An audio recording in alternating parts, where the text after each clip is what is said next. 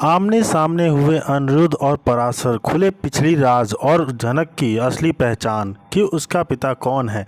जी हाँ दोस्तों, हम बात कर रहे हैं स्टार प्लस के शो जनक की। तो दोस्तों आगे बढ़ने से पहले अगर आप हमारे चैनल पर नए हैं तो इसे सब्सक्राइब कर दीजिए, साथ ही बेल आइकन दबाना ना भूलें। वीडियो अच्छा लगे तो इसे लाइक ज़रूर कीजिएगा। चलिए आगे बढ़ते हैं दोस्तों। जैसे कि हम देख रहे हैं कि जैसे अनिरुद्ध, ऋषि और अदिति की शादी हो रही होती है कि तभी वहाँ पे पराशर और जनक को लेकर पूरे गांव वालों के साथ वहाँ पहुँच जाता है, जहाँ जनक ये सब देख के हो जाती है बड़ी हैरान और पराशर हो जाता है शौक। तब वहाँ पे आमने सामने होते हैं अनिरुद्ध और पराशर। पराशर बोलता है अनिरुद्ध से, शहरी बाबू आप हमें पहचान रहे हो कि नहीं। अनिरुद्ध बोलता है, हाँ हाँ मैं तुमको पहचान रहा हूँ, तुम पराशर हो। जी हाँ दोस्तों, ये सब बातें होती रहती हैं। तभी ऋषि आ जाता है वहाँ पे, कहता है आप दोनों एक दूसरे को जानते हो। तो पराशर बोलता है, हाँ शहरी बाबू हम इनको जानते हैं। क्यों, आप नूतन को पहचानते हैं कि याद है कि भूल गए हैं आप उसको। तभी एपिसोड, जी हाँ दोस्तों, एपिसोड की शुरुआत होती है घर के माहौल से। पिछली रात की घटनाओं के बाद जनक थोड़ी उदास रहती है, लेकिन भीतर से वह अब भी मजबूत बनी रहती है। परिवार के कई लोग उस पर ताने कसते हैं और बार बार यह जताने की कोशिश करते हैं कि वो घर में बोझ है। अनिरुद्ध यह सब देखकर चुप नहीं रह पाता। वह जनक का साथ देता है और सबके सामने साफ कह देता है कि अब वह जनक की जिम्मेदारी उठाएगा।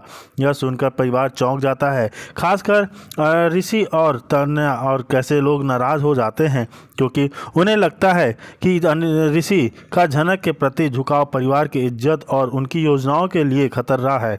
इससे जनक पहले तो ऋषि की बात सुनकर हैरान हो जाती है, लेकिन ऋषि उससे सीधे वादा करता है, अब चाहे जो हो मैं तुम्हारा साथ कभी नहीं छोड़ूंगा। इस वादे के साथ, जी हाँ, तो दूसरी तरफ परिवार में तनाव बढ़ जाता है। सुबह तान्या और अभय करते हैं जिन्हें जल्दी ही जनक को इस घर से निकालना होगा, वरना ऋषि पूरी तरह से उसके पक्ष में चला जाएगा। जी हाँ दोस्तों, हम देख रहे हैं कि जैसे कि घर का जनक इन तानों को सुनकर चुप रहती है, लेकिन उसके चेहरे पर दर्द साफ दिखता है। वह अपनी चुप्पी से सबका जवाब देती है, लेकिन मन ही मन टूटने लगती है।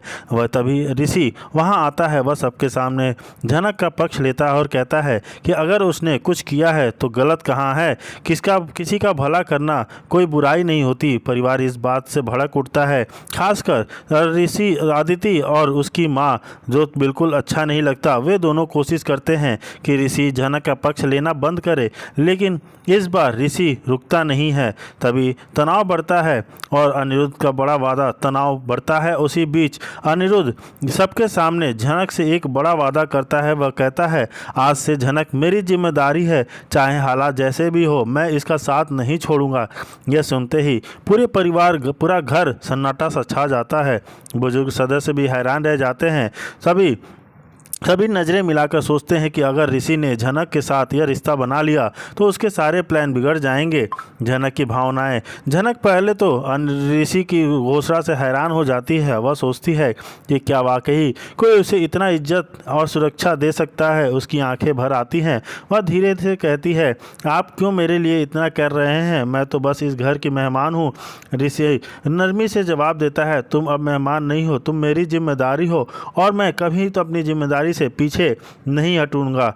परिवार में तनाव बढ़ता जाता है। दूसरी तरफ परिवार के अंदर माहौल और गर्म हो जाता है। ऋषि, अदिति और सभी लोग परेशान हो जाते हैं। जल्दी जनक को घर से निकालना होगा, सभी सोचते हैं, और अनिरुद्ध ऋषि के जनक का इस्तेमाल करना होगा, वरना स्थिति हाथ से निकल जाएगी। ये एपिसोड के अंत में जैसे कि जनक अपने कमरे में बैठी होती है, ऋषि वहां आता है। वह जनक को समझाता है और उसे डराने की ज़रूरत नहीं है, मैं तुम्हारा साथ हूँ और कोई तुम्हें यहाँ से निकाल नहीं सकता। तभी गगन और पराशर और अनिरुद्ध के बीच बहस होने लगती है और तभी वहाँ पे भांडा फूटने ही वाला होता है कि जनक आखिर अनिरुद्ध की ही बेटी है और अनिरुद्ध और नूतन की असगी बेटी है। यह सब सुन के सभी लोग शौक हो जाते हैं और हैरान हो जाते हैं कि आखिर यह सच इतने दिनों से क्यों चुप रहा और अनिरुद्ध इतने दिनों से क्यों चुप रहा और क्यों छुपा के रखा। तभी दूसरी तरफ दिखाया जाता है कि बीमारी होने की खबर घर वालों को चिंतित कर देती है।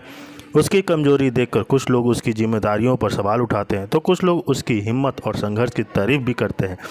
दूसरी तरफ ऋषि की शादी की तैयारियों में भी बड़ा ट्विस्ट आता है। कुछ संकेत ऐसे मिलते हैं कि शादी आसानी से पूरी नहीं होगी, या तो रिश्ता टूटने की कगार पर पहुंचता है या किसी सच्चाई के सामने आने से समारोह में हलचल मच जाती है।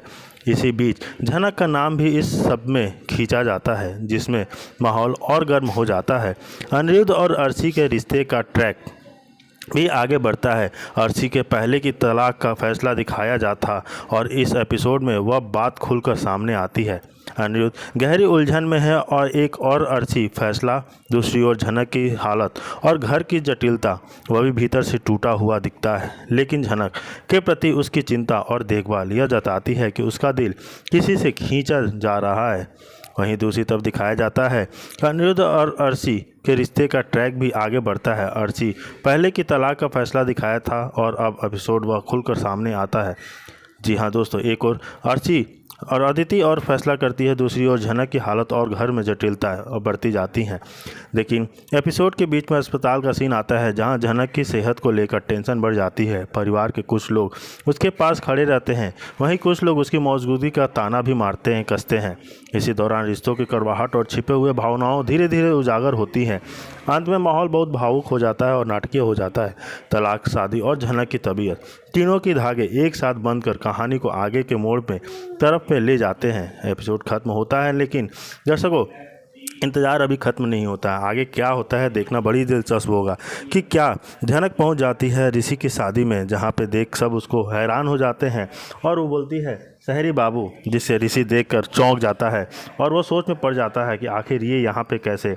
उसको देख के वो अदिति का हाथ छोड़ के आगे बढ़ता है झनक की तरफ और कहता है कि आप यहाँ पे कैसे। तब उसको पता चलता है कि उसकी तबीयत बहुत ही ज़्यादा ख़राब है, जिससे कि उसको अब अस्पताल में एडमिट करना होगा। वहीं दूसरी तरफ दिखाया जाता है कि लोग ऋषि को दूल्हा कहने लगते हैं, जिससे ऋषि नाराज़ हो जाता है। घर के अन्य सदस्यों के बीच भी लड़ाई झगड़ा होता है। नीलू और पुतुल का साड़ी बदलने को लेकर वाद विवाद होता है। एक मेहमान पूछता है कि झनक का क्या हुआ। इंदुमती कहती है कि झनक गांव गई थी परीक्षा के लिए और वापस नहीं लौटेगी। इंदुमती पराशर और कहती है कि झनक ने कभी ऋषि को पत्नी के रूप में स्वीकार नहीं किया। एक और झनक की हालत बिगड़ती है। चिकित्सा उपचार दवाइयाँ काम नहीं कर रही हैं। डॉक्टर कहते हैं कि उसे एक बड़े शहर के हॉस्पिटल में एडमिट करना होगा।